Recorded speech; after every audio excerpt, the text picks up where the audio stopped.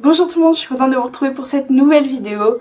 Aujourd'hui je voudrais vous montrer comment préparer une toile sur laquelle vous voudriez qu'il y ait du relief. J'ai quelquefois fait des peintures, souvent abstraites, sur des toiles que j'avais au préalable préparées comme ça avec du gesso souvent. Et vous avez été assez nombreux à me demander de vous montrer comment je préparais la toile. Donc c'est ce qu'on va faire aujourd'hui. Je vais dans un premier temps vous parler des produits et puis ensuite je vous montrerai la technique de base, vraiment comment faire des reliefs hyper simples avec un couteau. Et puis si vous voulez aller plus loin et faire des reliefs un petit peu différents, je vous mettrai dans le petit i juste là 2 vidéos avec en tout 8 exemples différents de choses que vous pouvez faire pour avoir des reliefs différents de ce que je vais vous montrer aujourd'hui quoi. Et puis dimanche prochain, si tout se passe bien, je vous montrerai un exemple de peinture qu'on peut faire sur ce genre de fond. Donc je vous ferai la peinture sur la toile que j'aurais préparée aujourd'hui. Mais je vous mettrai quand même à la fin de la vidéo avec la photo du résultat final, je vous mettrai quelques photos de peinture ou de zoom de peinture, je sais pas encore,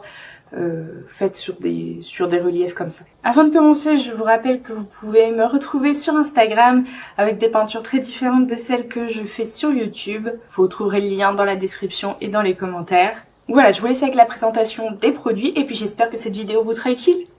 Alors pour commencer, je vais vous parler des produits qu'on peut utiliser pour créer des textures sur une toile. Le produit le plus commun, c'est le gesso. Le gesso, c'est de l'apprêt blanc, souvent, et il y en a aussi du transparent ou du noir, mais voilà, c'est de l'apprêt. C'est ce qu'on utilise pour enduire une toile avant de peindre. Et donc, vous pouvez vous servir de ça pour faire des textures. Vous avez aussi la pâte de structure. Alors j'en ai pas, j'en utilise jamais parce que ça coûte une fortune déjà.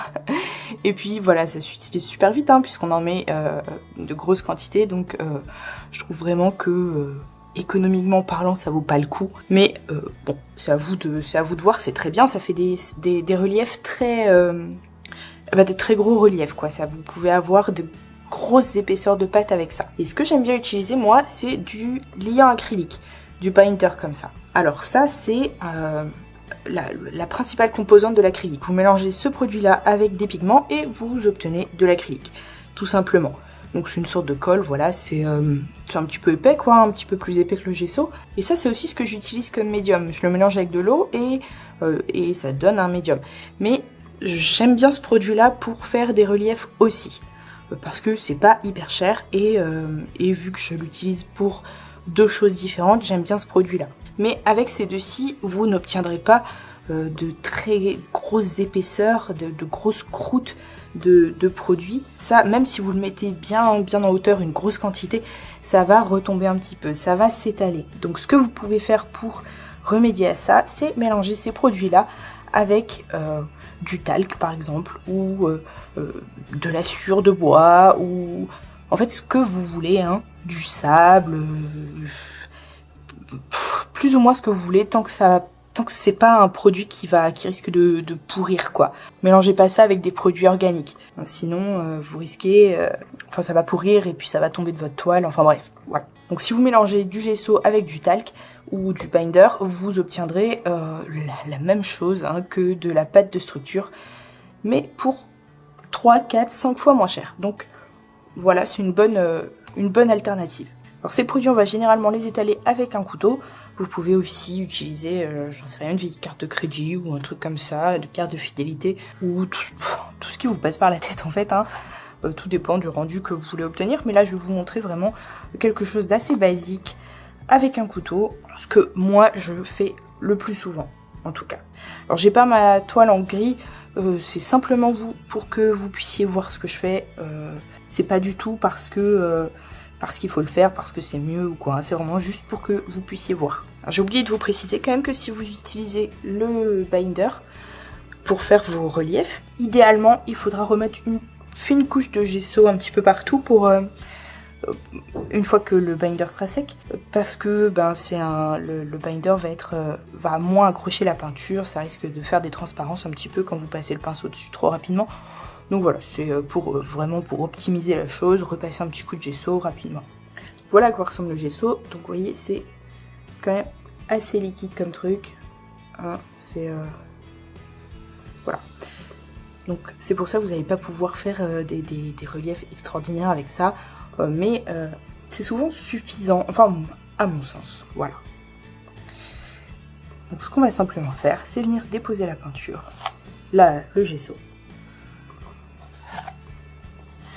C'est pas la peine d'en mettre absolument partout.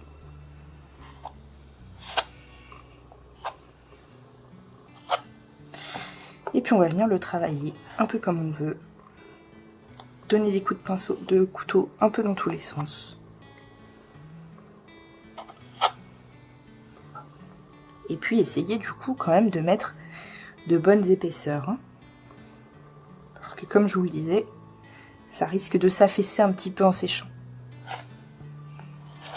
Donc voilà, vraiment, juste hop, un coup de couteau dans un sens, et puis dans l'autre, et encore. Et là, vous obtenez un fond assez irrégulier, parfait pour commencer une toile abstraite par exemple, ou c'est même sympa de faire du figuratif hein, sur ce genre de fond. C'est toujours intéressant d'avoir un petit peu de texture sur le fond de votre toile. Mais bon, vous voyez quand même, c'est pas, en termes de relief, c'est pas extraordinairement haut. Donc là, je vais juste, hop. Donc là, ce que je vais faire, pour rendre le relief un petit peu plus intéressant, c'est que je vais mélanger mon gesso avec de la poudre de craie. Vous pouvez utiliser du talc, c'est plus facile à trouver que de la poudre de craie. Donc vous pouvez en mettre la quantité que vous voulez. Plus vous en mettez, plus ça va épaissir votre gesso et vous permettre de faire des textures très épaisses. Donc là, vous voyez, rien qu'avec ça, hop, déjà, je peux faire des choses quand même vachement en hauteur et qui vont rester plus comme ça, puisque avec, grâce à la poudre qui est à l'intérieur, ça va beaucoup moins s'affaisser que le gesso seul. On peut en rajouter un petit peu. Alors là, c'est de la poudre, hein, donc c'est assez lisse. Mais vous pouvez utiliser du sable, du sel, je l'ai déjà fait aussi. Du gros sel, ça fait des morceaux un peu carrés, c'était sympa.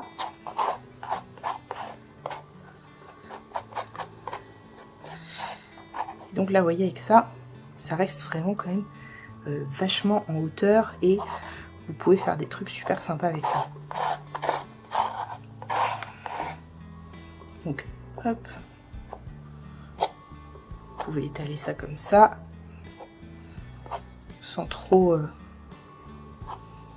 vous prendre la tête sur la forme. L'important, c'est de donner vos coups de couteau dans un sens et dans l'autre, et de toujours tourner votre poignet comme ça pour jamais que ce soit tout dans le même sens. Sauf si c'est une volonté, bien sûr, de faire quelque chose de symétrique. Ce que j'ai fait l'autre jour aussi, qui était sympa, c'est que j'ai étalé comme ça.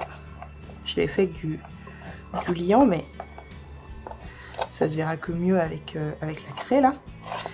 J'avais étalé comme ça et ensuite j'ai mis mon couteau bien à plat et je suis venue faire comme ça des rayures en appuyant bien avec la pointe de mon couteau. Hop. Et donc vous voyez, vous pouvez obtenir des trucs chouettes comme ça. Il y a plein de choses à faire avec les textures auxquelles je n'ai pas forcément pensé. Hop, avec la tranche, vous pouvez aussi faire des petits dessins comme ça. Il y a des gens qui font des trucs de fou avec ça, genre des fleurs tout en relief. Alors là, j'ai pas forcément le couteau adéquat, mais hop.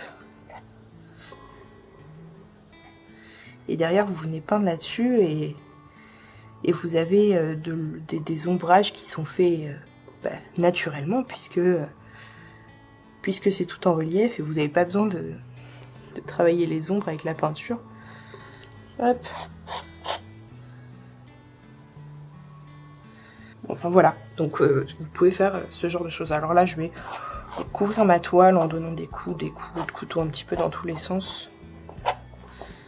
Et puis je vous mettrai une photo à la fin de la vidéo pour vous montrer le rendu final une fois sec.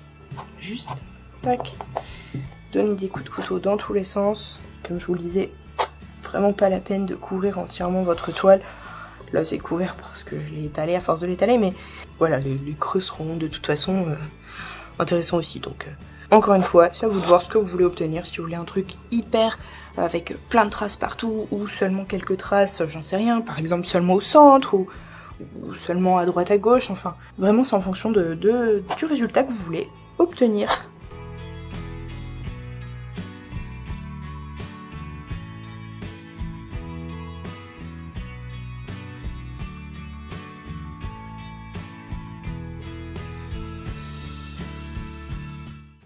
Donc voilà, vous voyez, rien de vraiment compliqué, hein. En fait, vraiment l'important c'est de donner des coups de couteau dans plusieurs sens, de laisser des épaisseurs différentes, de pas toujours faire la même hauteur, quoi, de pas mettre la même quantité de gesso, mais ça se fait assez naturellement ça, et vraiment c'est tout, il n'y a rien de particulier à faire.